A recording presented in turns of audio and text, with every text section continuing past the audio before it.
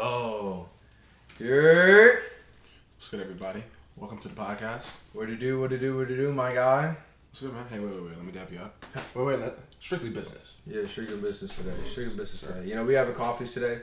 It's our early morning podcast. Really early afternoon, because who likes mornings? Mm-hmm. We usually do this later in the day, though. So, like, kind of doing it earlier in the day, kind of got more energy. You know what I mean? Like, my morning was vibrant. Now I got coffee in me. What made your morning vibrant? I did stuff.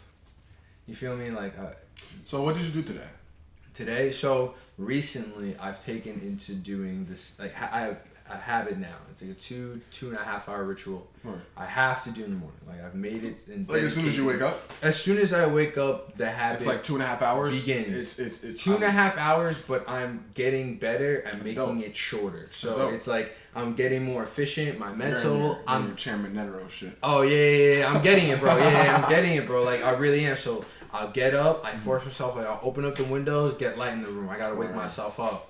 Do my prayers. Because I got to humble myself. You got to stay humble. To whatever you believe, you got to stay humble. Stay humble. Because you got to know we ain't shit. So, get up. I do my stretches. I force myself to do stretches. I'll put a podcast on, though. I put my podcast on. So, it's like I'm getting information. I'll slide it to the right. I was talking about it earlier. I'll slide it to the right of the screen, like, because I got, like, desktops and whatnot. Mm-hmm. So, I just make it so that I just see my wallpaper, which is a lion. And then I have podcast talking. I'm stretching. What kind of lion? Just like a lion. Just a regular lion. A lion's face in like a field of grass. Word. Like looking at prey. On some focus. Word. And then I'll sit down. I write down the daily workout. Mm-hmm. Last night though, I was like, I'm gonna make tomorrow hard for me.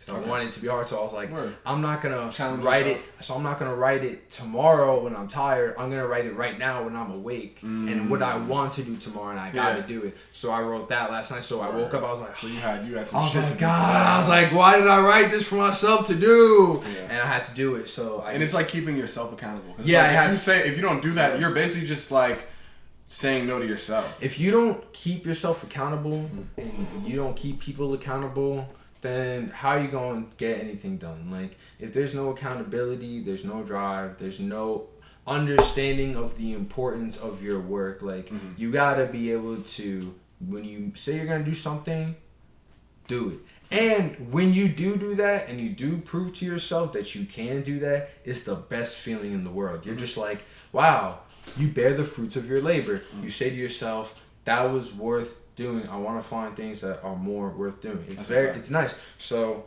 work out. I do like 10 workouts. Very simple. Like nothing too crazy. Just to keep in shape. Because like, I mean, you got it just to keep in shape. Like, you know what I mean? I like have the Apple Watch, which by the way is like the best gift you can give someone. If you give someone an Apple Watch, like even shout out to Apple. Shout out Apple. This thing is so easy. Like it makes it's very convenient. It's very convenient. That's what I'll say it is. And like Apple Watch 3, like I'm not talking about the 5 or like the new 6 that are worth like just so much. Basic. I have the 1. Basic, yeah, it gets the job done. It gets the job done. So like I'll have it. It reads my calories. I get to like maybe like a 400 calorie workout. Just like calm, just in the morning, wake myself up. Good. And that's fasted too. Oh yeah, fasted. Yeah. I haven't eaten since like. Do you intermediate fast? Yeah, I haven't eaten today. Okay. What time is it right now? It's like 2:11. I haven't eaten today. But you know when you intermediate fast, normally you're just supposed to drink water though. Like when I was like really intermediate fast, bro, I would really just drink water until like 6. Yeah. I have 2 water bottles in my bag right now. Like I'm not saying like that you're not drinking water. I'm just saying like because I remember like that's how it's supposed to be done. That's how it's supposed to be done. Specifically because once you start, I guess, consuming calories, like your body is now in like, okay, it's in hunger mode. It's in like feeding mode. Yeah. As soon as you put some calories in, my stomach is hungry. Like I feel hunger, but that kind of also adds to it's kind of fun. You feel me? Like when you get used to feeling hungry, and you're like, I can get over this. It's like, okay, now we're really doing this, and now that's a constant reminder of the dedication that you're doing to be healthy with your food. You know what I mean? Yeah, it's just, and that's when I see it like, yo, maybe an occasional applesauce cannot hurt. Shout out applesauce. Shout out applesauce. Shout out to Mott's. Also, I know it might be weird that I'm like just sipping out of it like a cup, but I'm sorry. Like this is good, and I don't have a spoon, so. Do you want a spoon? Nah, cause that's a lot of work right now. It's not crazy, son. Bro, I'm not. I have no problem with it. Where? Yeah, you can eat your applesauce how you want to eat it. I'm not a dictator. I appreciate I'm that. not a Führer. I appreciate that. Yeah. Oh. Anyway, because that's a good leeway. Because I said leeway. We gotta talk about it. So we were talking about this man has done his research. Apparently, just a little bit. Apparently, he's done a little bit of research, and he's spent some knowledge about things that I have no idea about, like the early 1950s, 40s, 30s, 20s era. Basically, I'm your favorite history teacher because I just talk about history in ways that it may interest you. You know, if you don't like it, then don't fucking watch the podcast. So yeah, what I was saying is, and what, because we were talking about the 33. Because all right, so we're talking about Einstein. So here's so I'll because I'm gonna go on tangents and shit. So I'm gonna start with the idea why I think Hitler was able to come to power. Well, we know why. Well, why do you think Hitler was able to come to power? I think Hitler was able to come to power because Germany was struck with poverty and their national pride was at an extreme low and people were in extreme suffering. Yeah. And it seemed like there was no light out. And you have, when that happens and you have a country and they were still a country, they were still legally a country, they still had a government, they still had everything. These things, they still had everything, but everyone's looking at them and the people are just so struck, and it's such a, it's not like the size of the United States where it's to the point where people don't care anymore. Like when you're surrounded by all those countries and all your neighbors hate you and you're also poor and everyone's like, and then you have this guy coming out with this mentality of we can get through it by pushing forward, going to innovation, and like, you know what I mean, showing this and making this national pride. Then he got into power slowly but surely. And that's interesting because like, so part of my research, like I looked in 1927, I think it was, or like before the 30s, I think Germany had renounced like what the whole world was saying about it. Like the German president, I think his name was Hindenburg at the time. And there's two Hindenburgs because one of them was like, I think it was Hindenburg, but I don't want to get it wrong. But he renounced like what everybody was saying about Germany, and he was like, yeah, we don't owe nobody shit. Everybody can suck my dick. Basically, is what he said to the whole world. And after that is when Hitler came, because they were in such a bad situation that like even him saying that really didn't do anything. But he was just like, yo, like they didn't have any money, and people were like, yo, you're gonna pay us like all the money that you owe us, and they're already in a shitty situation. So the president was like, yo, I'm not paying back shit. Suck my dick. And after that is when like people, I mean, it's not like life got better after that, but like that was just like the time period. I don't know. Wow. Hitler becomes president of Germany later that month. See, that's what happened. Like, so he was like, yo, see, the president was like, yo, we're not paying nobody back. And Hitler was like, yo, appreciate that, bro. Killed him and then took over power, bro. How did he die? How did he die? So it says that Von Buren dies. Hitler becomes in power because he's backed by the armed forces. No, he's backed by everybody at the time because Hitler is literally gaining power. So the president must die. I don't know how the president died, but I know it was somewhat orchestrated by Hitler's camp, bro. Just think about it like this, bro. Think about Germany. What year was that, bro? 1934? Think about Germany, August 1st, 1934. Here's what's going on, right? President von Hindenburg is the president. And Hitler is this leader of a whole different like regime of people that don't fuck with the president of Germany because they don't fuck with anybody else but themselves. But that's literally all of Germany. So think about all of Germany, and then like the president is like a figurehead, bro. He's a figurehead at this point because everybody looks at Hitler as the president. So when he died, and you know what? No one knew about it because they kept that in the. If you were German, you knew about it, but like if you were not Germany, nobody understood. Europe did it. Wasn't hip to him being Europe wasn't hip to him being the movement. That was like that's like Trump coming out and nobody like, hey yo, we actually are in here. Like we're in here. We're strapped. With remember I was telling you about the German dude. I forget. Cancer. the German dude Ossietzky, who I was talking about, that got put in a concentration camp for telling so he owned a publication. Because he was a pacifist and he owned a publication. He found out about the German rearmament during the 30s or whatever, and breaking the Versailles Treaty. So that ties back into that because, I forgot.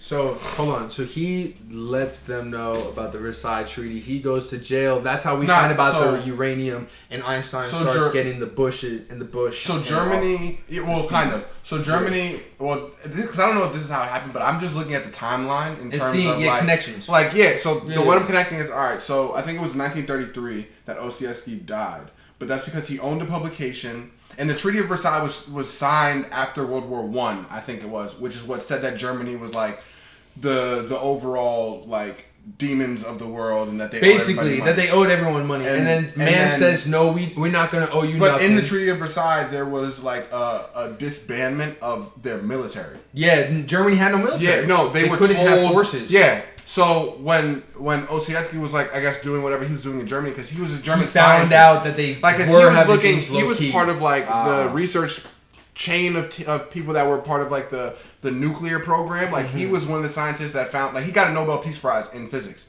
and he got it while he was in jail because his publication, after he found out about all this shit, started talking about the rearmament of Germany and them breaking the Treaty of Versailles while he's in Germany during Hitler's rise to power. Like, Hitler's there, so Hitler's looking at him like, oh, word? Like, because President von Hindenburg was, like, he looked at it as treason. So he put him in jail. And then Hitler rose to power while he was in jail and then put him in a concentration camp, and he died, like, a year after. Because it was like during Hitler, because Hitler wasn't the president. He didn't have all the power at the time, so he couldn't do whatever the fuck he wanted. But he was looking at Ossietzky, who was in jail because von Hindenburg put him there after telling everybody, like, yeah, Germany, like, because Hitler was like, yeah, we're about to rearm the shit. We're about to be ready for this next move. Because when I come up, we about to be on it. So he's probably looking at it like, he's probably talking to the military. Like, Hitler's probably talking to the military like, yeah, make sure you get these tanks in place. We need this and that. And then you got this random dude over here writing shit in his publication, some physicist that thinks he's tough, but really, he's not a German nationalist. He's not in Hitler's eyes, a pure Aryan brother. You feel me? Because he told the world about Germany's involvement in because they're literally planning for World War II. Like, Hitler wasn't gaining power for no fucking reason. Hitler was coming out to take over the world, and honestly, if we hadn't gotten hints of it, if we had, Hitler was like, realized, he realized that he had to just be low key with the tech, and if he could master and have the most powerful things, he could rule the world because Hitler had the fist to do it. He would have done it. But Hitler didn't even. So I read a what was it called? A publication on, like, it was a German writer, and it's actually funny, like, when you go online, because it was I guess he was a Nazi and he was a writer, or I think his name was Goebbels. If you look up Goebbels.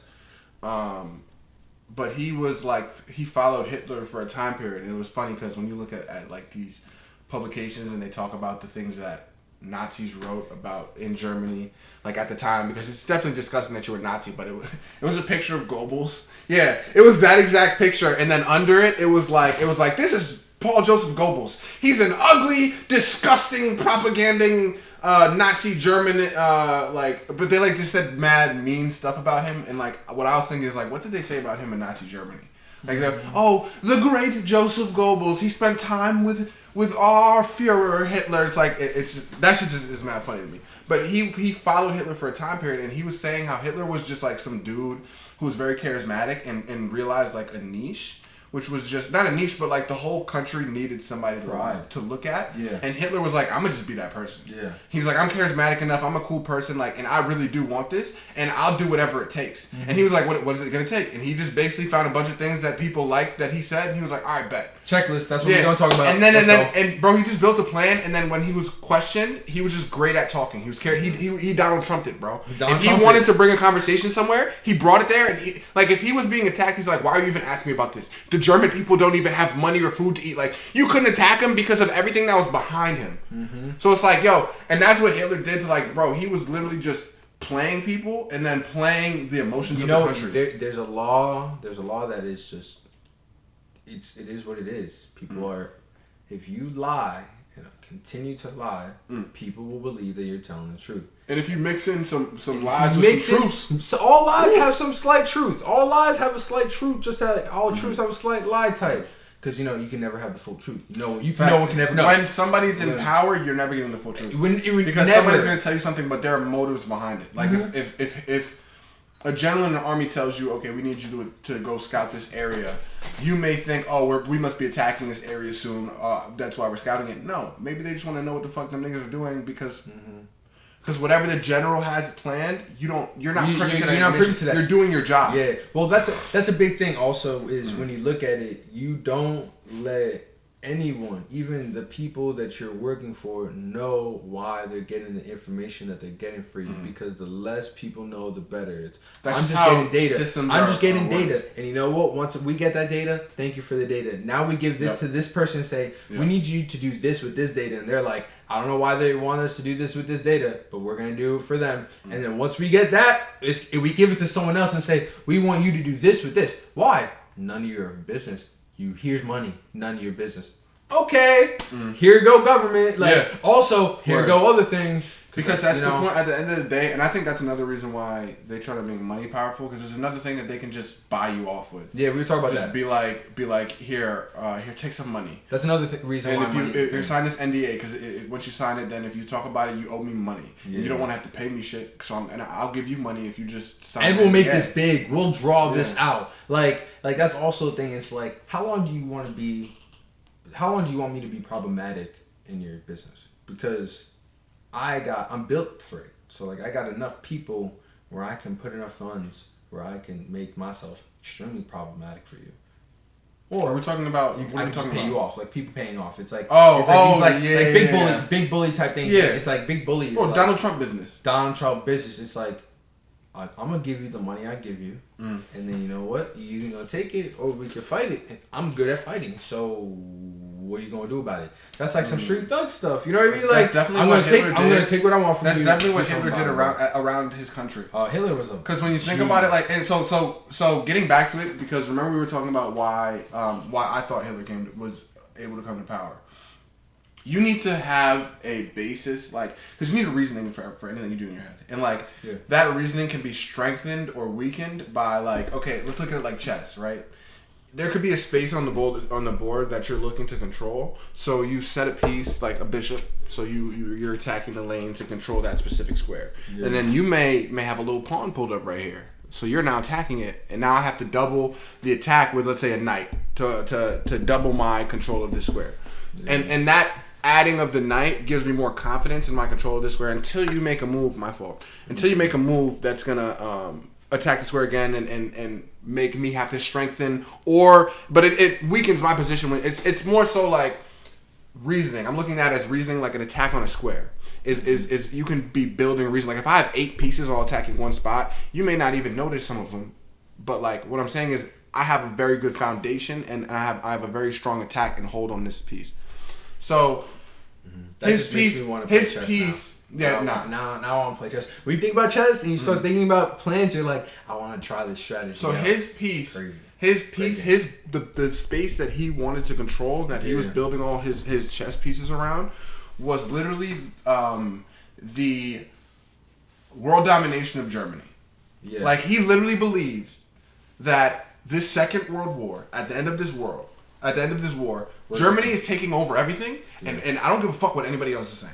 Because that was his goal. He's not here. He's not here to just get glory back for Germany and do a good job in the war and just get back to being Germany. This nigga was hell bent on world domination. He was close. Think about that square that he's trying to control on this board of chess life, right? Yeah. So world domination, Germans world domination. That's what he's saying. So think about how much confidence and reasoning you have to have in your head to think this is a rational reason, and this is something that I can accomplish. So think about no doubt. So from there, because how I'm looking at it is strategically, you have to build reasoning in your head to continually to think that this is going to work, right?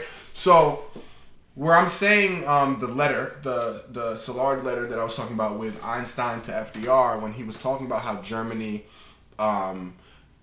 took control over Czechoslovakia. Like, that's calculated, bro. Like, Germany took control over Czechoslovakia. You know why? Uranium rich.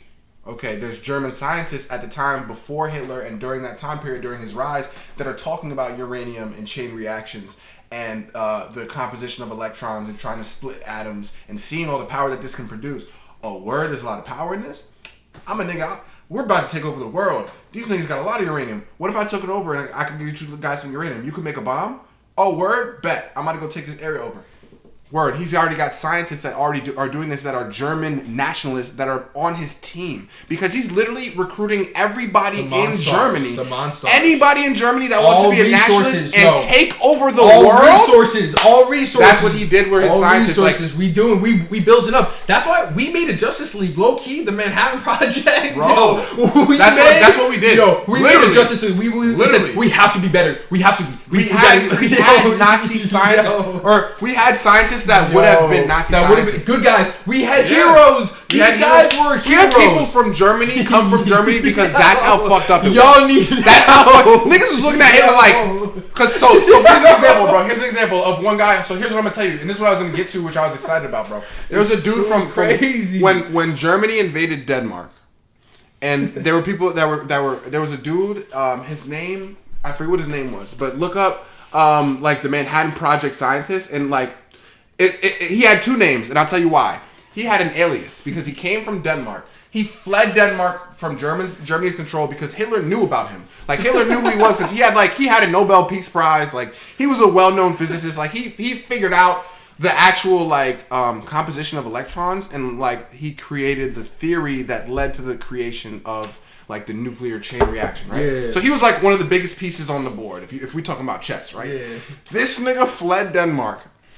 Niels Bohr, yes, yes. His name, he changed his name to like Nicholas, like Barron or whatever his name was, and like and he started working on the Manhattan Project under a fake name, like under an alias, because if he stayed in Denmark, he would have either been captured and put into a concentration camp because he didn't want to work with Hitler. He was like, bro, you're crazy.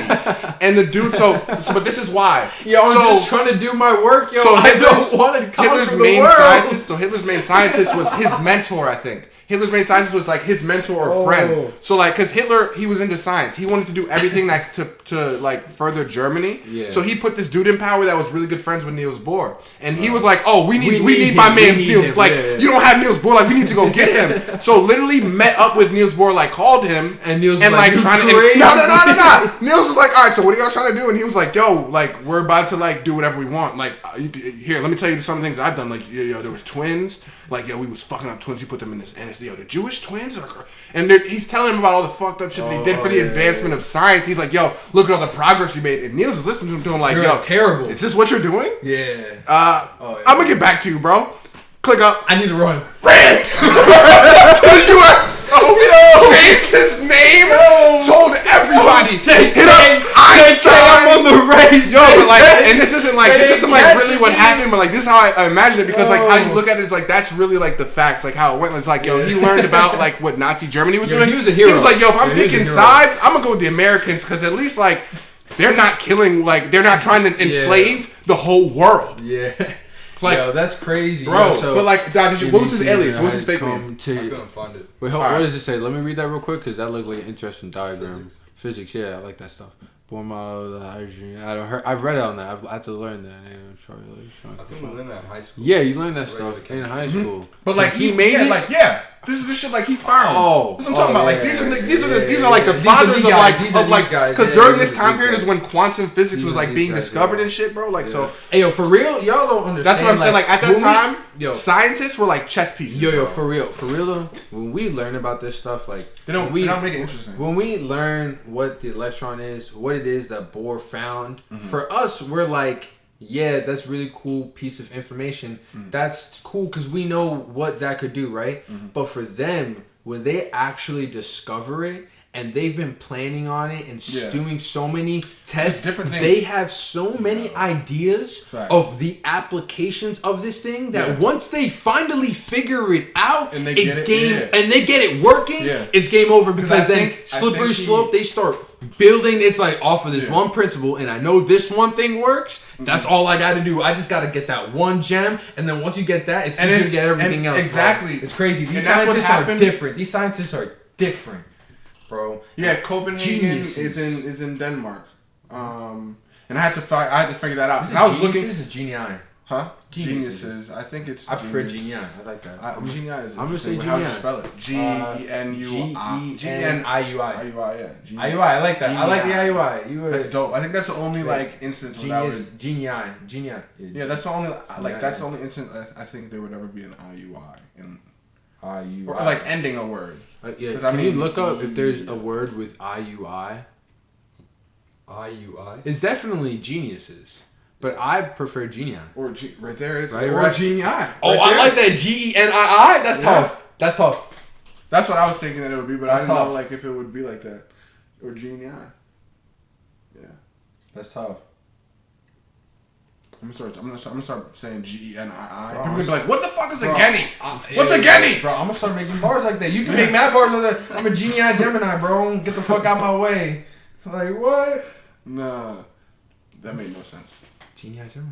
Fuck you, bro. That made no sense. No, It was a are bad you joke. Gemini? I'm just being real with you. I didn't like the joke. Oh, thank I you. think it was Yellow card. You two out of me. yellow carded. me. That's all. You That's all. carded me. It's just preference. Yellow carded me. Yeah, yellow card. But it's my first time yellow carding you. Though. I respect like it. that's not. See, you yellow carded yourself. See, I couldn't even yellow card you. That's how bad at yellow carding I am. It was. I felt energized. I was like, I got forward momentum. You know what I mean? Foolishness. Word. Mm-hmm. Some what's my favorite word for foolishness? Babbling. Nah, it's like tomfoolery, but it's another word for it's like I like funny words, like foolishness. You feel me? Like foolishness is cool, but like if I'm like we're I don't know. It's a word. It'll come to me eventually. Like you know the theory, like when you forget about something, like when you're trying to think about something, you can't remember what it is. If you think about something else, and it'll eventually come to you. Like the law of attraction, like you want something so bad, it's like, oh, I can't have it. I bet I don't want it anymore, and then it just comes to you. Yeah, it's also the other side of that is like when you try so hard to make sure that something doesn't happen, it usually does happen. Yeah. But and that's that's an energy thing. I really get it. It's like because it's like when you're working with someone, it's like let's say I'm working like on the Manhattan Project, right? And there's a German scientist here, and he Niels Bohr is here. He fled Denmark, changed his name, but you're suspicious of him.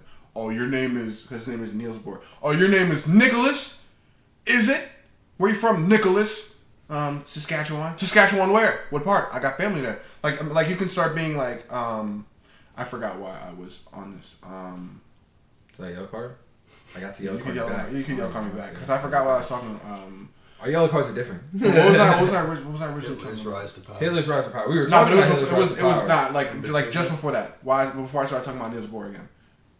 Nate, we in the back streets of back streets right Yeah, now. we're We're off the back main streets. course. Like, we're So anyway, we're on Ossipee. Anyway, yeah, we're what's the main? What is the main thing? Oh, okay. So why I think Hitler had the chess pieces and German world domination. Anyway, yeah.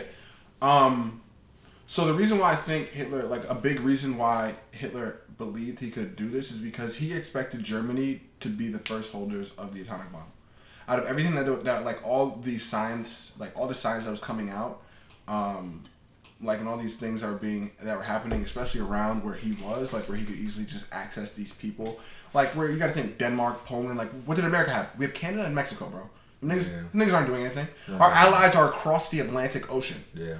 And what are they doing? They're pussies. Also, they were able to control. They're getting submarines. They're getting Submarines? steamrolled. Yo. They're getting anally raped by this small German man that's putting like other human beings in ovens. In ovens. Right? Like this crazy German dude is anally raping the whole continent where all our friends are. And we can't even get over there. And we don't even get over there until the Japanese, who are the German allies, at the time, like we made a mistake. Like they messed up. They really messed up. Literally, if Japan didn't do that, Germany probably could have. Okay, can I just taken everything over? Can I just say that connects when you try to make sure that something doesn't happen. Word. It happens. See, Facts. everything connects. Everything fucking connects, bro. See? That's a fact. Because Japan was like, well, because we don't want America. We don't want America to come in. So retaliate. you know what we're gonna do? We're gonna attack them so that they stay away, and they know like not to and mess it's with actually us. funny because they really tried to like instill fear in us. You saw it because they used the craziest tactic that you could ever use in war. Kamikaze, we're willing to die to beat you. Okay, then die. Like so, honestly, I have a lot of respect. What? I have a lot of respect for the Japanese. I feel like the only I have respect for the ones that did it, not the ones that made it happen. Yeah, because you have to realize, like, you were like, imagine being a regular citizen in Japan, and you're going to war. They're talking about a war, like war. Okay, that's like obviously war for. I'm not part of Japanese culture because I know they have the seppuku. Like, okay, if you were samurai, and there's probably a culture in terms of the army where there are things that are expected of people in the army, but. There's a difference between hearing you might have to do some shit and actually being told like, all right, bro, remember when you signed that contract and we told you was gonna have to do anything we asked? Yeah, you're gonna have to get in this plane and you're gonna have to drive it face first, nose diving into Pearl Harbor in Hawaii. And the because like I want to know if there were people that were like, nah, I'm not gonna do it. And if there were people that pussied out, like, because I really want to know. I think they did. Or if it was like, if it was a concerted, like everybody that really was a part of that program was like, all right, we in this together. Like we all about to like go and like that's why I respect those people because they are the true are probably the truest nationalists or like heroes that you could ever think of because when you take away the morality of it, those people like literally gave everything to their country. Yo, can we see how many people did it? Can we is there a number of how many people actually? And there's also a thing called Blitzkrieg, I think, but I don't know if that's the same thing. Blitzkrieg is different. Blitzkrieg is constant. Constant bombing. Okay. Like that's what. I'm pretty sure. Correct me if I'm wrong. But yeah, 3,800. I think it was at the top. Please, 3,800. Bro, think about wow. That. And more than 7,000 naval personnel were killed by kamikaze attacks. Wow. They basically sacrificed their life to double up their It was like so think about like think about it like nen. It's an anti. It's an anti. Of like not anti. Like think about like nen. How they said like your nen is stronger after death. They were like, all right, we're gonna take out at least 2 per. 3,800, almost 3,500 took out like 7,000. They were like, all right, we need to. If we going in, each man gotta be worth at least 2 times what he's going in with. If you can kill 2 people for each one, they said, all right, that's what we going in for. We doubling up. All right, we doubling down. They said double or nothing. I bet. We going in. And honestly, and they got nothing. They did not double down correctly. No, they lost. They doubled down. They took a hit at the casino and they got 22, my nigga. Yeah, here's the problem. Broke. Is that they took 1 hit when they were at 17 and they got to 19. And they said... No, they got an ace. They got an ace at 17. They were like, oh. No.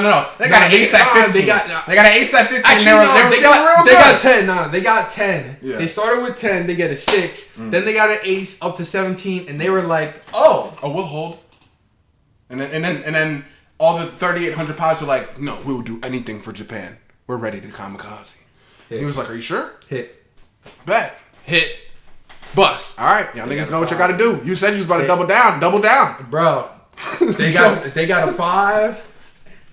We can't stop. But it's actually crazy like to think like coming back to like actual reality. Like it is like crazy like those 3,800 people that whether they agreed to or not, like the fact that they went through with it. That scares me. And I respect it. It's scary. That's scary. But though. think about so remember we were talking about how crazy the world was at that time period? Yeah. Think about the mentality of people at the time period as well. Like, and how propaganda was used, bro. Mm-hmm. After that, bro, people were probably talking about, like, yo, look how crazy these Japanese, because you're in a war. And I do not agree with any of the same, but I'm saying, like, if I'm American, I'm leading a propaganda machine, I'm like, yo, look at how crazy these people are. Like, we would never send our pilots in to go and kill themselves because we're amazing at what we do. We're great fighters. Like, we don't have to do that. We don't resort to kamikaze attacks. Like, bro, and think about the different ways that you can, because obviously there are different ways that you can pull this information, but like... Hey, yo, Nick, can you look up real quick, like, what the propaganda that they used in Japan to convince their people that that was a good idea?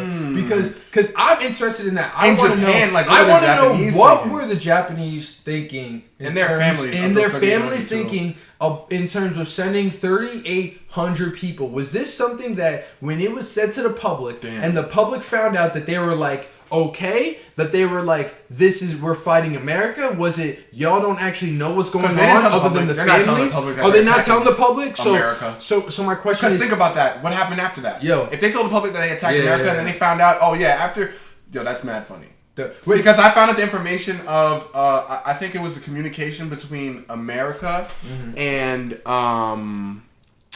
might have been Italy. Like, there was a meeting. It was like a meeting between the Allies or whatever our forces were. Like we went at a meeting and like we handed like you know when your grandma hands you a note, like when she shakes your hand and gives you like a $20 bill. Yeah. So that's what happened at like one of these meetings, and like the dude opened the note and like shook his head, and like it was basically saying like, yo, if we figure out this atomic bomb, we're dropping this shit on Japan. That's what America said. Like basically like, yo, G shit, we dropping this shit on Japan if we figure out this atomic bomb. And dude looked at it. I think it was Hindenburg. At the time was in there, or not Hindenburg, whoever was like the president of whatever country that got the note was like, facts, I wanted to bomb them too, facts, and like dapped them up, and like, yo, when they got the bomb, like, cause that's what I'm saying, like, at the end of the day, like, cause who are you blaming? Nobody wants to blame for that. So it was probably like after the fact, like, oh yeah, like we didn't know they were gonna do this, we just told them to go and attack, and they made this pact while they were out there, cause you can lie to the people, bro, it's so easy. It's so easy to lie to like a group of people and just act like everything is not how it really was. Because if they don't have any information but what you give them, they're gonna believe what you say. Oh, wow, that's kind of crazy. Oh, this is the propaganda. Yeah. Mm-hmm. Wow, that's kind of of just school. Oh, basically. Oh, I see. Okay, wow. hold on. This is from grassroots. They really taught their kids that. Bro, that they are created. That's German. That's German. That's German. They got that from Hitler. They literally got that from Hitler. Oh yeah, because that's what Hitler did. Literally raised kids. Yeah. From a young, because that's how long he was in Germany, bro. He was in power long enough. The kids knew who he was. He was their hero. He was their hero, bro. Like he from was a young age, and then he literally would put kids in a school and like make them like, okay. So one of the things that he would do is like, if you wanted to be a part of like Hitler's like the SS. Like that you grew up with Hitler and like he really took you serious and like you were like really a part of the the high ranking officers. Wait, Nathan, can you go up there to continue talking about the Japanese, the African American plight in America? Continue talking though. My bad. I'm just right at the same time. Yeah. So what Hitler would do is when you were young, if you like, he would see like you really had and I don't know is the word affinity or like you really liked him and his Nazi ideology and like your family was very into what he did. Like families would send their kids to like Hitler's programs and schools and talks and stuff. And from there, Hitler would put them in like schools, right, at a young age. Mm-hmm. And they would learn, like I said, funded by the Nazi government. They helping your fam, bro. But like I was saying with the Japanese, like you get information that they want to give to you. And Hitler, this is Nazi-run, propagated schools where literally kids are learning how to be like the imperial way that Japan was talking about that they implemented. That's what Germany had their kids doing at age like 5 to like now you're 15 or not 5 or like maybe you're 10 in 26, 27 when Hitler's rising in power, and then in what 30, 35 you're now what? Because let's say in 26, 27, you're 21. Let's say you're 21 now. You've been in Hitler schools and Hitler propagated everything for 10 years now. You think you're the shit because Hitler's been dapping you up. He's been backing you, and everywhere you go, you're like a Freemason. Everywhere you go, you can do whatever the fuck you want to do. And you know what? You're like, oh yeah, you don't know who I am? Oh, I'm a Nazi. And I'm not a regular Nazi. I've been in the schools. You know who I passed my tests, nigga. Like I'm a clone. Yeah, but like that, there was pride in that. Like you're like I'm a German nationalist. And like, you don't know I'm about to go too, because if you in the town and everyone sees you, they rocking with you.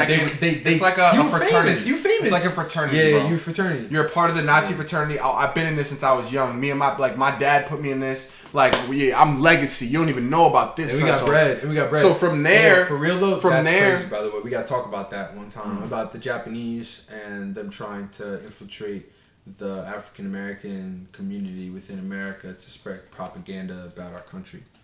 That's interesting, but that's out there. But when you're talking about when they were at, like specifically when we were in war, and like they would literally just start talking about like how fucked up America was. Yeah, how messed up was America? Yeah, like you don't even, they don't care about you. Why you fighting them? Why you, well, and it was bigger than, I'm guessing it was way So bigger than that, to- but I know, like, this is a big I was watching a movie, like, I think it was Miracle at St. Anne's, where that was a big part of it, which was like, there was a Japanese woman. Yeah. She was like, they don't like you in America. Come on to the German side. We'll give you pussy. You don't want pussy? For real. You don't want money. You don't want everything you could have. Like, we'll treat you way better than America. And I'm sure niggas was like, word? Why not? I bet. You know what? There are a lot of people that will go over to Europe, you know what I mean, as these pilots and they would be treated so much better over there that they didn't even want to come back after the war because they were like, we don't even get this type of treatment back home. So like we kind of lost those types of people there as well. You know what I mean? And that's a definite. And it's like relationships like that you build over a wartime period, bro. And also the people message you. Also they see you as a hero because they know that you're there to help. Like why don't the people back home when I go back home message me the same way? And they're gonna treat you still trash, bro. And that's why we got vests still on the street. Like how do we have people that were willing to give their lives up for our nation that are up on the streets? Like that just doesn't make sense to me. Like my guy. Like actual heroes. We got as bums on the street. If you try to be a hero, you are a hero. The act alone is enough. If you're not successful, you tried. Maybe you didn't have the right tools. But it's also people want to be recognized. Yeah, people. It's like. But if you know, like, cause that's how I feel, bro. Like if I'm going out and my purpose is to help people and be a hero. And I go out, if nobody knows about it, but I know what I did, and I know that I made a difference and I helped, I'm good. But like a lot of people want recognition for shit like that, and I understand that. And that's what I think it comes from. It's like, yo, you go over war, like think about like World War I, World War II. You go over to war and you're part of an allied country. Like you're in Italy, protecting them from German invasion. And you successfully protect this town. And now you and your friends are like the heroes of the town. And then you come back home to America and niggas are looking at you like, no, I'm not gonna hire you. Like, shut the fuck up, bro. Like, you have PTSD. Like, your eye looks funny, bro. I'm not hiring you. And it's like, you don't even know, like, why this happened. Like, you don't know my story. You don't even know what I've done. I've done more than you have. And people don't care. Give a fuck. And you know what? That's capitalism. That's people saying, do you bring in the money? The morality has been thrown out the window. We were talking about it. And I think that's why America is able to thrive, because really we have just as crazy ideas as Hitler and Japan and how they treat their people. We spin it different. We spread it out. We spin it different. No, we spread it out. That's all it is. We spread it out. Because they did all this, bro, and they got people, going crazy and going super hard for their country. And we just showed the world, like, yeah, you can have like big spouts of people going super hard for the country, but you really just gotta koto a Metsukami them niggas. You gotta just trick them into doing what you. Because if you tell them blatantly like, yo, you have to be a nationalist, they're gonna rock with you for a minute. But once you lose and you start doing bad, everybody that's a nationalist, because you're thinking like, we're down bad right now. I'm a nationalist now, and I want to see the prosperity of my country. Boom. I bet your country starts to prosper. Shit is going great for you. But all you're doing, because you're not caring about anything else in the world, all you're doing is caring about your country. So in this case, it's Germany. Germany starts going up. Oh, Hitler's rising to power. I'm rocking with my man's Hitler. He's the biggest nationalist of all time. I'm really behind him. If shit goes wrong, I'm start blaming him. But everything's going good now. Now niggas is starting to do good. Now niggas is encroaching on your shit. Oh, all right, now she's not going well. I don't want to be a nationalist anymore.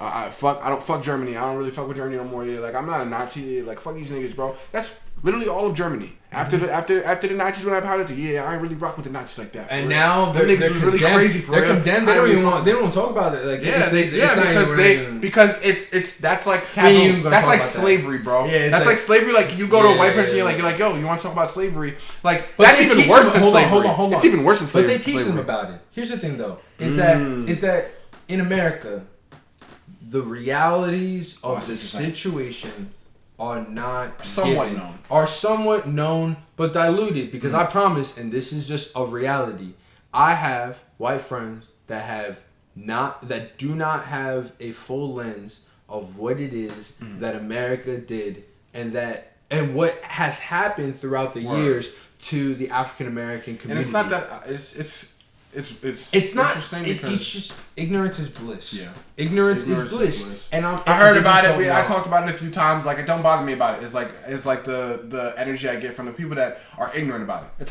like I know you know that it's a thing, and it's like you just don't care. And it's like, all right, like if you're not gonna care, like hold on though. But there are also those that just really they just don't. They haven't had the perspective to be able to see it. Like, and I've had white friends that, like, when I have an open discussion with this stuff about them, like, and, you know, an hour, 2 hour type discussion where they're actually listening and they're trying to, you know, learn from my side.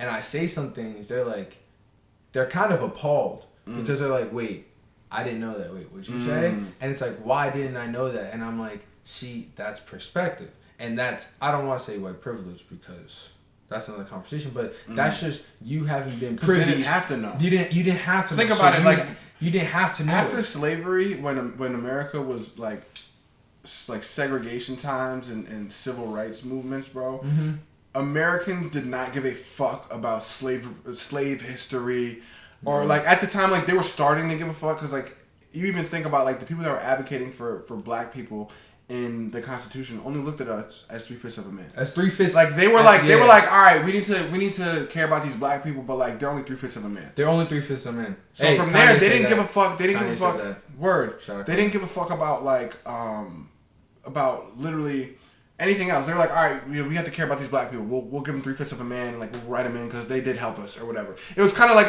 and that's what Abraham Lincoln, like we're really thanking Abraham Lincoln and all his people for being like, all right, we'll give him a little something to throw in just to be nice.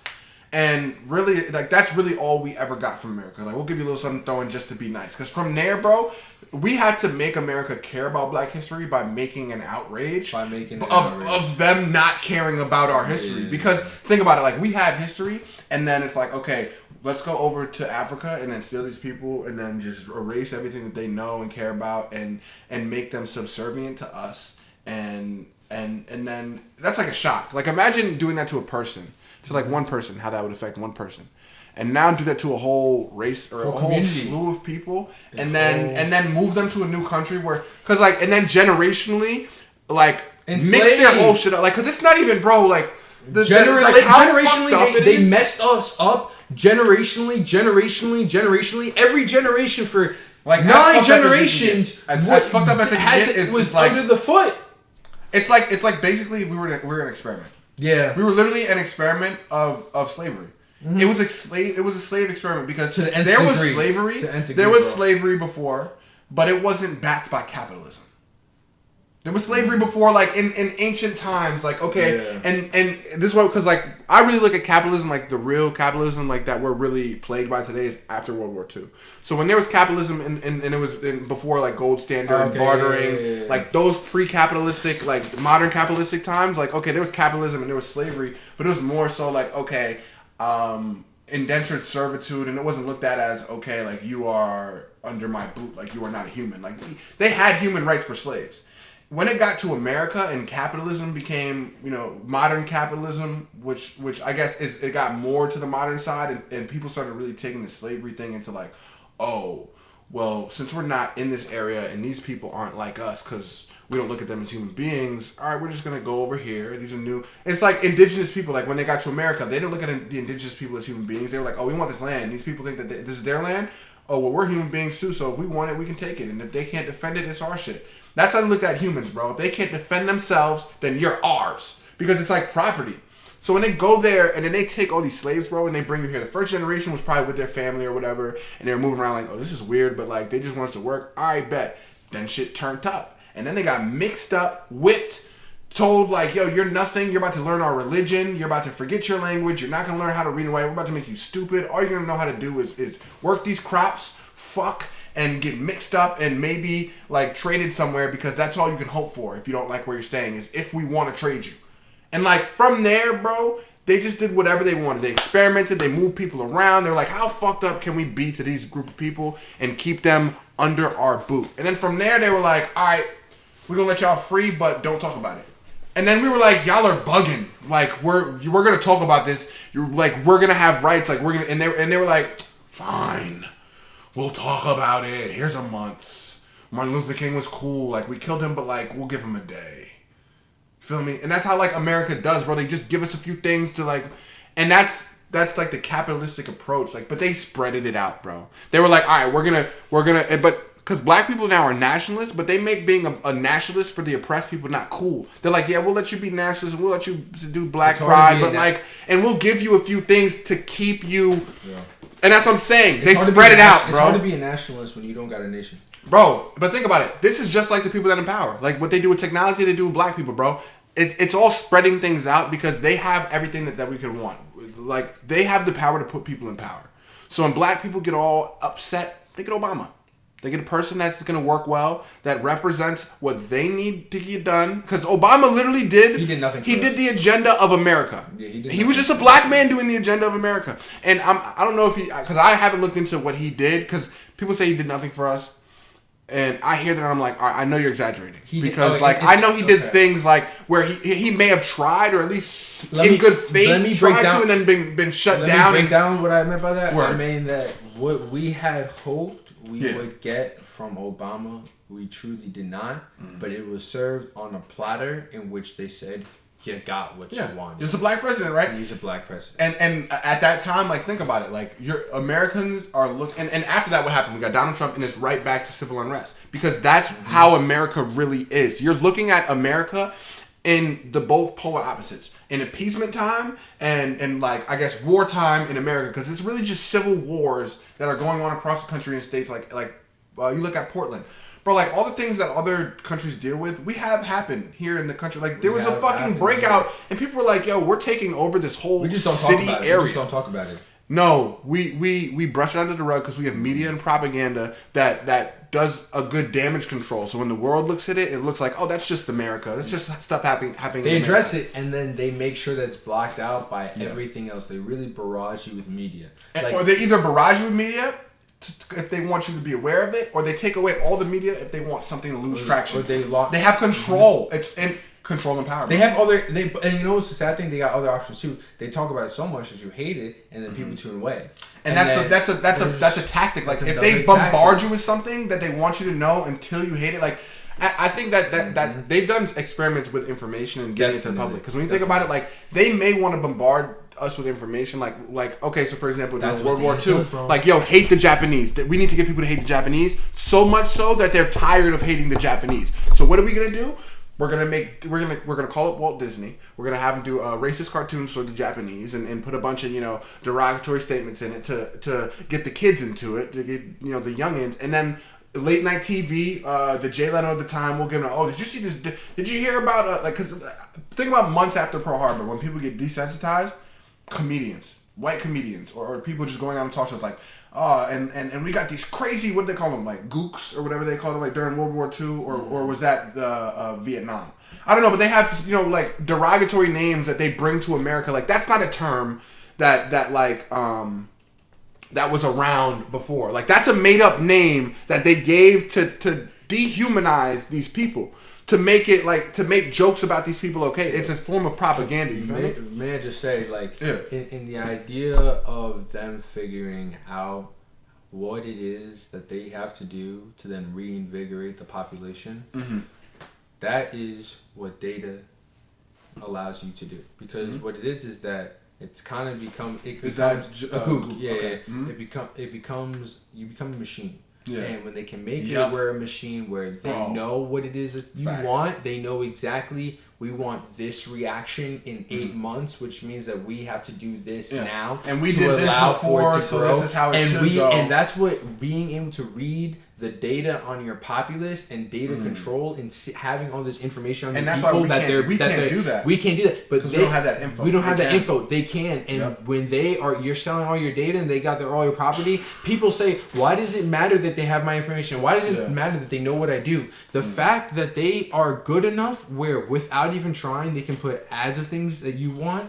Bro, when they are going to be trying after we have already slept on it too long and we can't do anything about it, it's just going to be a constant cycle, and they're going to be able to get the machine running. And once the machine gets running, it's easier to keep it running. It's easier to keep it running. Because once you're in the machine, word. Yeah. You think you're important? You think because you don't want to be a part of the machine that she's going to stop working? Nah. Nigga, I'm about to update this cog. Update, sent you a little propaganda. You getting everything that you think you don't want, but you don't want. And it's funny because it's like when you become apathetic towards like the system, then they have a program for people that are apathetic towards the system. Because all they're trying to do is like, most people are not, I don't want to say in the system, because I look at it like, I really do look at it like Koto Ametsukami.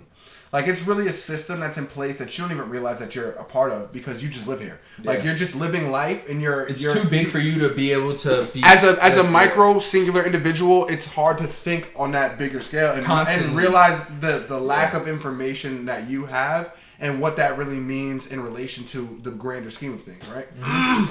So, if you look at it like you're in this situation and they have like plans, not plans, but like when you become a person who no longer wants to be a part of this system that you don't realize that you're a part of, or this society, or you no longer want to adhere by the regular rules and norms, and they see that happen, most people's response is programmed. Like, so like when you, like, let's say you start doing something that a lot of people don't really know what the fuck you're doing. Most people's response is to be like, bro, what the fuck are you doing? Like, this is so stupid.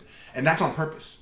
Like, they want you to stop doing different shit. Because if you're staying the same and you're just part of like another regular cog in the system and you're not getting away from the regular route that's supposed to be taken. Yeah, but and people's program response to you doing different shit is to keep you in that system because they don't want you doing, because when you start doing other shit, they gotta update the system. Yeah. Because if you get away from the regular route that you should be on that they're expecting, and you come up and you're a German scientist and you figure out about you're Niels Bohr and you figure out about the chain reaction of fucking electrons and shit.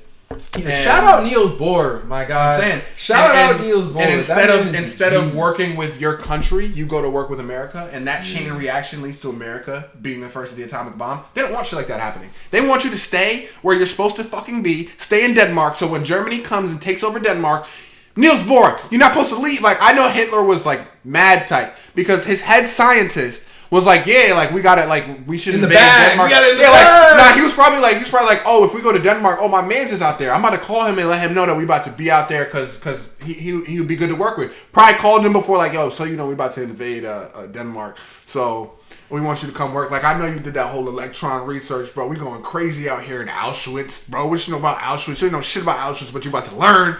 And then Niels Bohr was like, actually, I know everything about Auschwitz.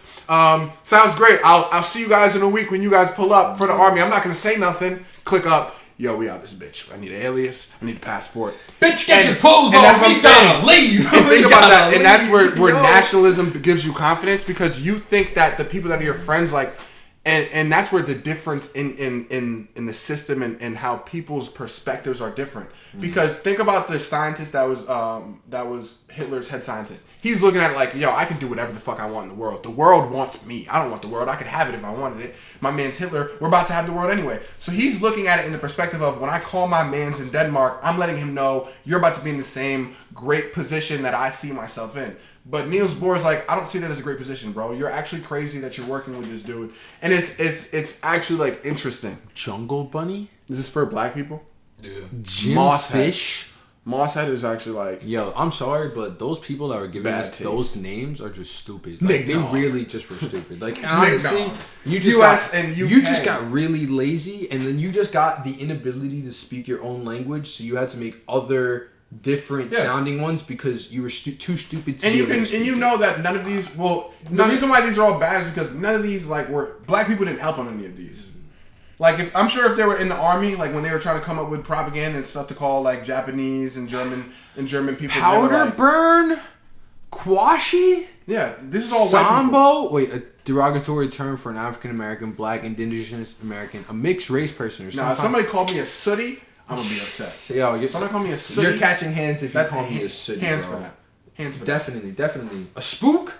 Nah, I'd actually like that. Call me a spook. I'd be like, boo. I try to scare you. Yeah, shut you damn spook. Boo. Ah! I was threatened. Asians. What is it? A Charlie? Chinaman geeks. Like, that's not even... There's no even... I wouldn't even be offended. If I was Chinese and somebody called me a Chinaman, I'd be like, alright. Like, you literally just, like, defined who I am. So, like, I appreciate it. Like... I'm a Chinaman. Unless you're a woman. Did they call women Chinaman? That would be funny. If they called a woman, now I'd be if I was a Chinese man, I'd be okay with Chinaman. But if I was a Chinese woman, I'd be very upset. That's sexist. Yeah, get your Chinaman ass out of here. I'm a woman, bro. I honestly, I'd be offended because like you didn't even take the time to like think things through. Like you tried to offend me in like the least intelligent way possible. Like to me, like that's probably what you call every Chinese person, which means like I can't even take you seriously. I really get into psychology. Like, if I'm a female and you call me a Chinaman, like, you're stupid as shit. And no wonder you use these dumbass... Nip? From Nippon, first using World War III word. Yellow man is crazy. That's disrespectful. Because they're not even... Like, Japanese people are not... Or Asian people are not yellow. But I guess they had to assign them a color that wasn't white. That wasn't white. Yeah. So, like, oh, no, they're yellow. Propaganda. That's...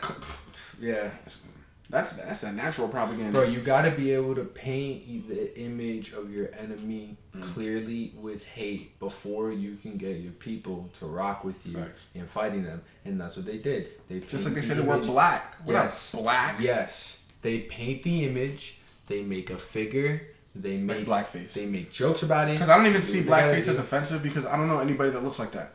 I don't know. But I know that I know the intention is to make us it's to be a caricature of how they see us. Yeah. So I understand that like why it's supposed to be offensive, but if you don't find it offensive, like that's why what I find funny is like if they're out here doing blackface and none of us are bothered by it. I'm definitely fine. And that's why it is offensive because people find it offensive. People find it offensive. And I look at that like COVID. Yeah. Like people look at COVID like I may not take it seriously, but I take it just seriously enough that if there are people, and I know that there are people that take it serious, I am not affecting them. And in not affecting them, I basically have to take it 100% serious.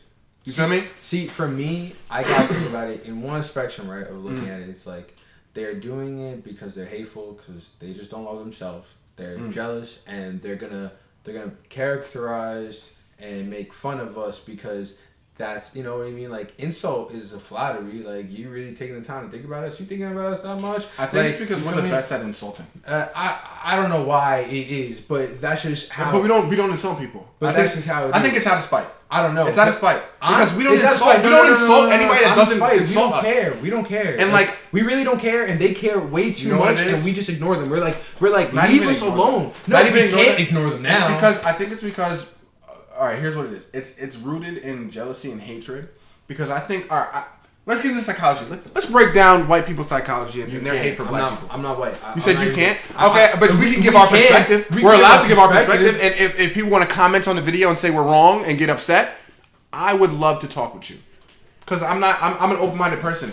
If you tell me I'm wrong, then that's your perspective, and I'm not going to look at that as me being wrong or you being right. I'm going to look at that as, okay, this is your perspective. This is how you responded to what we said. And our next podcast, I may respond to you, and you may get featured. As long as you have a reason. Shout out to the potential commenters. As long as it has a reason. For me, like, it all matters on what it is that the experiences you've experienced, the perspective that you have as your individual going through life, because obviously I can't understand what you've been through. And I'm basically building you a caricature of yourself. I'm doing whiteface without the whiteface. I'm letting you see how I think that most people think.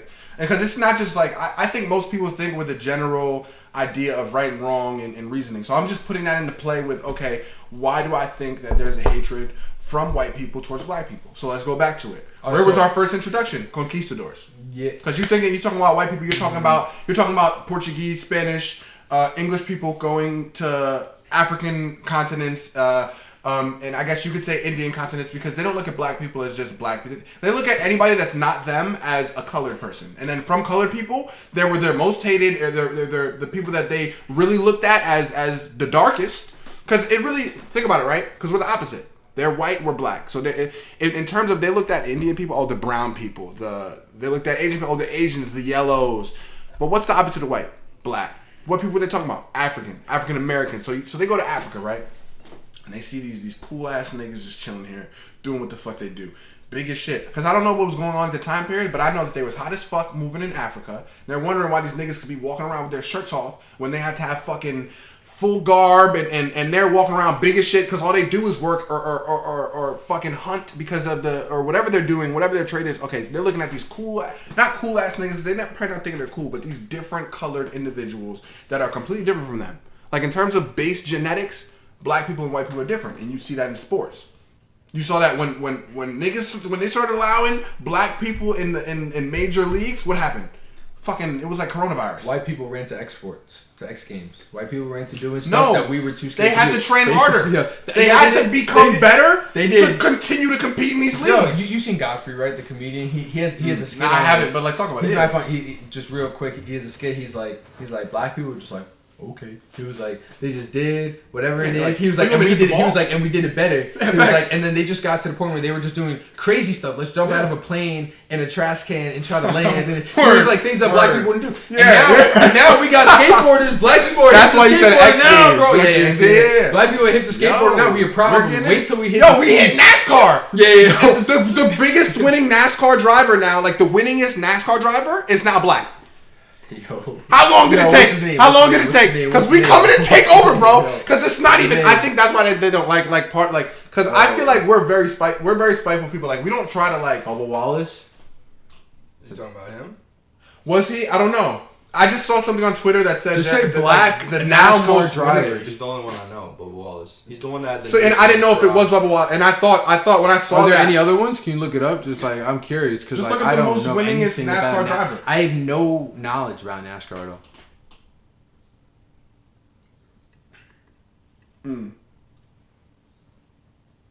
all. Which is Wallace? I guess Bubba Wallace. Yeah.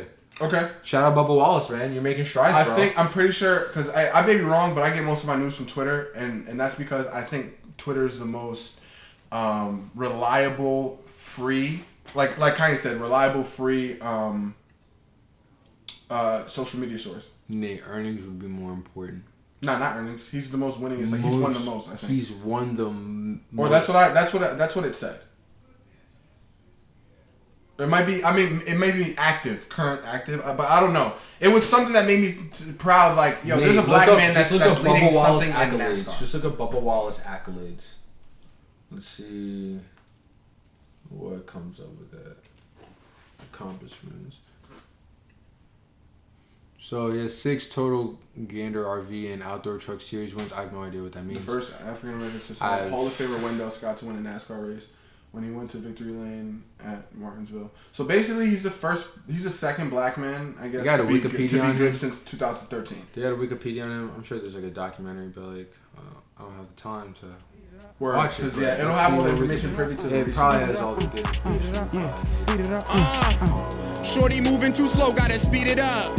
Like, what are y'all speaking of? Like, why you so quiet? I'm peeping, love. I ain't doing too much, but I'm creeping up. And it seems like you tiptoeing, crawling to speak to me. You should just be with me. I'm trying to flourish and I need your energy. I'm making magic and you could be sitting right next to me. Not having sex with me, but your figure in action, you striking the